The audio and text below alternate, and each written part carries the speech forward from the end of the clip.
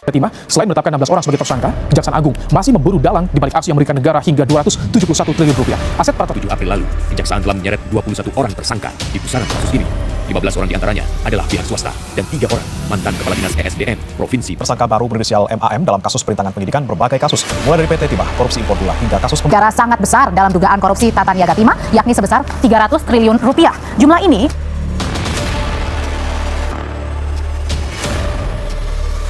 PT Timah Tbk adalah BUMN yang berada dalam holding Man ID dan memegang peran utama dalam pertambangan timah nasional. Namun, perusahaan ini menghadapi kasus besar dalam tata niaga timah. Masalahnya bukan hanya penambangan ilegal, tapi seolah-olah bagaimana biji timah ilegal menjadi legal oleh jaringan oknum internal maupun smelter swasta. Modus yang digunakan cukup sistematis. Biji timah dari tambang tanpa izin dikumpulkan, lalu disalurkan ke smelter tertentu.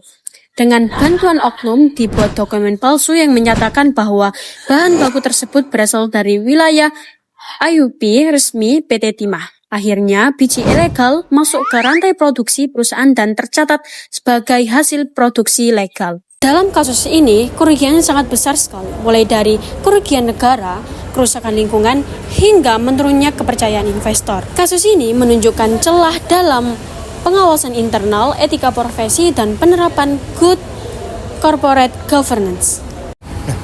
Dari sisi etika profesi akuntan, itu ada 2 pelanggaran yang jelas terlihat, yakni integritas dan juga objektivitas.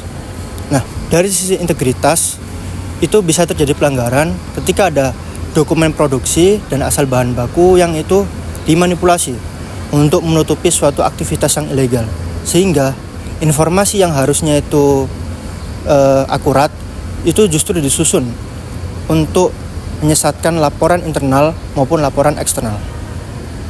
Dari sisi objektivitas itu tidak dijaga dengan baik juga.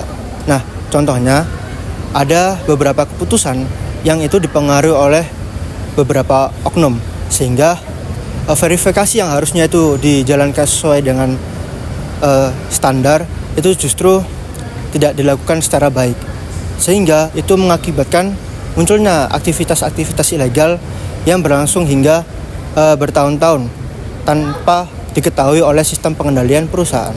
Pelanggaran berikutnya terjadi pada prinsip kompetensi dan kehati-hatian profesional. Pengecekan legalitas asal biji, rekonsiliasi antara data produksi dan stok fisik, serta penelaahan dokumen pendukung tidak dijalankan sesuai standar profesional. Banyak dokumen diterima tanpa verifikasi mendalam, padahal area ini sangat rawan penyimpangan. Prinsip kerahasiaan juga disalahgunakan. Informasi internal mengenai pola pengawasan dan celah sistem justru dipakai untuk mempermudah kegiatan ilegal. Dan yang paling berat adalah pelanggaran terhadap perilaku profesional, karena tindakan yang dilakukan tidak hanya melanggar kode etik, tapi juga merugikan perusahaan, negara, dan reputasi profesi akuntan itu sendiri. Dari sisi good corporate governance, 5 prinsip tarif menunjukkan banyak titik kegagalan. Yang pertama, pada transparansi, rantai pasok tidak dapat ditelusuri secara akurat. Data produksi dan asal bahan baku tidak jelas, sehingga perusahaan kehilangan kontrol pada masa hulu. Yang kedua, pada accountability, fungsi pengawasan Dewan Komisaris, Direksi, Komite Audit, dan Internal Audit tidak berjalan secara efektif. Sistem kontrol internal tidak mendeteksi penyimpangan besar yang terjadi bertahun-tahun. 3. Pada responsibility, perusahaan tidak memenuhi kewajiban terhadap regulasi pertambangan dan lingkungan. Kerusakan area tambang membuktikan tidak adanya pengawasan yang memadai. Yang keempat, pada independensi, pengambilan keputusan dan proses operasional terpengaruh oleh kepentingan pihak luar. Ini membuat pengawasan internal tidak lagi objektif. Dan pada fairness, praktik ilegal ini merugikan pemegang saham, negara, pelaku tambang legal, dan masyarakat sekitar. Ketidakadilan ini terjadi karena keuntungan mengalir kepada pihak-pihak yang terlibat. Nah, untuk mencegah terulangnya kasus seperti ini, maka perusahaan perlu memperkuat penerapan kode etik dan tata kelola. Dari sisi etika, seluruh unit yang terkait dengan operasi, keuangan, dan pengadaan perlu mendapatkan penguatan kode etik, audit perilaku, dan rotasi berkala pada posisi rawan penyimpangan. Dari sisi good corporate governance, perlu adanya sistem rantai pasok digital yang terintegrasi, mulai dari tambang hingga smelter, sehingga asal bahan baku dapat ditelusuri dengan jelas. Lalu, peran komite audit dan internal audit perlu diperkuat dengan pendekatan investigatif dan dukungan teknologi.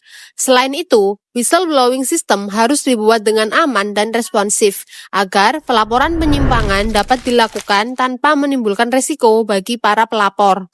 Perusahaan juga perlu meningkatkan transparansi produksi dan menjalankan rehabilitasi lingkungan sebagai bentuk tanggung jawab sosial. Pelaku internal maupun mitra bisnis yang terlibat harus dikenakan sanksi tegas tanpa kompromi.